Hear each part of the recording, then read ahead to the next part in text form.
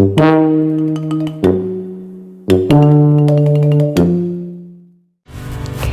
semuanya, perkenalkan nama saya Robila Yolanda, NIM 2213062141. Saya dari kelas B13, Program Studi Pendidikan Guru Sekolah Dasar.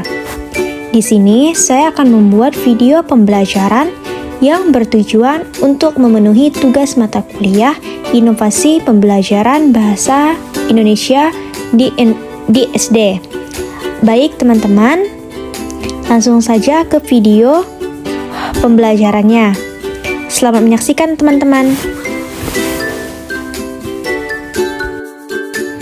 Halo anak-anak, apa kabarnya hari ini?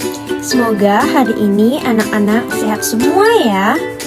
Jadi sebelum memulai pelajaran pada hari ini, marilah kita berdoa menurut agama dan kepercayaan masing-masing.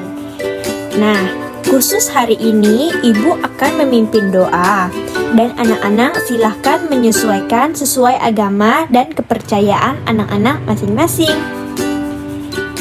Ya Tuhan, lindungilah kami pada hari ini dan bimbinglah pikiran dan hati kami agar dapat memahami dengan baik dan menggunakan pengetahuan ini untuk kebaikan bersama. Amin. Anak-anak, pada hari ini kita akan belajar pelajaran bahasa Indonesia, yaitu di tema 7 tentang paragraf dan ide pokok. Nah, anak-anak, pada hari ini kita akan belajar yang pertama yaitu pengertian paragraf, yang kedua bagian-bagian paragraf, yang ketiga pengertian ide pokok, yang keempat ciri-ciri ide pokok, yang kelima menentukan ide pokok dalam paragraf, dan yang keenam contoh paragraf dan ide pokok, serta yang terakhir yaitu nantinya akan dibacakan kesimpulan dalam pelajaran hari ini. Nah, pertama-tama Ibu akan menjelaskan apa itu paragraf. Paragraf adalah kumpulan beberapa kalimat yang berhubungan dan membahas satu topik tertentu. Dalam sebuah paragraf ada satu kalimat utama yang menjadi inti dari pembahasan, dan kalimat-kalimat lainnya mendukung kalimat utama tersebut. Nah, anak-anak sudah tahu tidak apa saja bagian-bagian dari paragraf? Nah, Ibu akan menjelaskan satu persatu.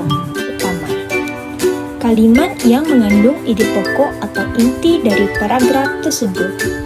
Yang kedua, kalimat penjelas adalah kalimat-kalimat yang menjelaskan atau mendukung kalimat utama. Yang ketiga yaitu kalimat penutup, kalimat yang mengakhiri paragraf yang biasanya berfungsi untuk memberikan kesimpulan atau penegasan. Selanjutnya, Ibu akan menjelaskan apa itu ide pokok. Ide pokok adalah gagasan utama yang dibahas dalam sebuah paragraf. Ide pokok sering disebut juga sebagai gagasan utama atau inti paragraf. Ide pokok ini biasanya ditemukan di awal, di tengah, atau akhir paragraf. Selanjutnya, kita akan membahas ciri-ciri ide pokok. Yang pertama yaitu berisi tentang informasi paling penting dalam sebuah paragraf. Yang kedua, biasanya terdapat pada kalimat utama. Yang ketiga, dapat diringkas menjadi satu atau dua kalimat. Nah, anak-anak pasti bingung kan cara menentukan ide pokok dalam sebuah paragraf? Baik, Ibu akan menjelaskan cara untuk menentukan ide pokok dalam sebuah paragraf. Kita bisa mengikuti beberapa langkah ini. Yang pertama, bacalah seluruh paragraf. Maksudnya, bacalah paragraf dengan seksama untuk memahami isinya. Yang kedua, temukan kalimat utama. Maksudnya di sini yaitu carilah kalimat yang mengandung informasi terpenting dalam paragraf. Yang ketiga yaitu tandai kalimat penjelas. Artinya identifikasi kalimat-kalimat yang mendukung kalimat utama. Yang keempat yaitu simpulkan ide pokok. Artinya di sini yaitu seringkaslah informasi utama yang terdapat dalam kalimat utama.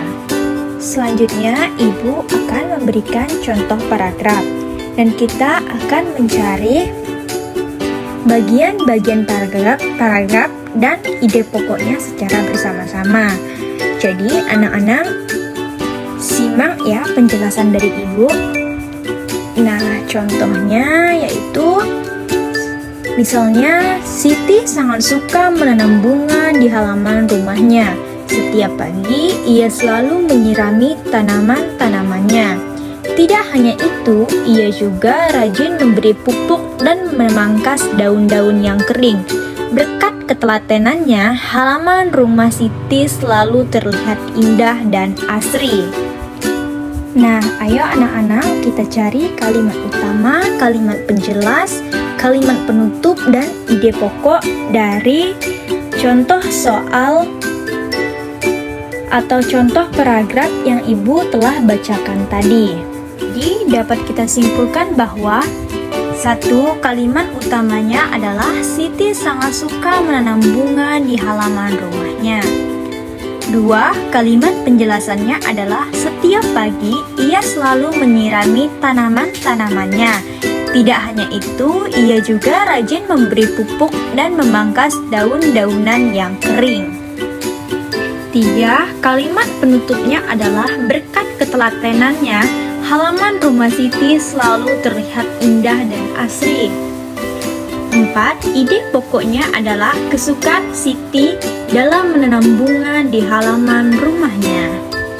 Baik, Ibu akan memberikan satu contoh lagi. Contohnya, setiap hari Minggu, Rina dan keluarganya bersepeda di taman kota. Mereka berangkat pagi-pagi sekali agar bisa menikmati udara segar. Di taman, mereka juga sering bermain bola atau sekedar duduk santai menikmati pemandangan. Aktivitas ini membuat Rina dan keluarganya semakin sehat dan bahagia.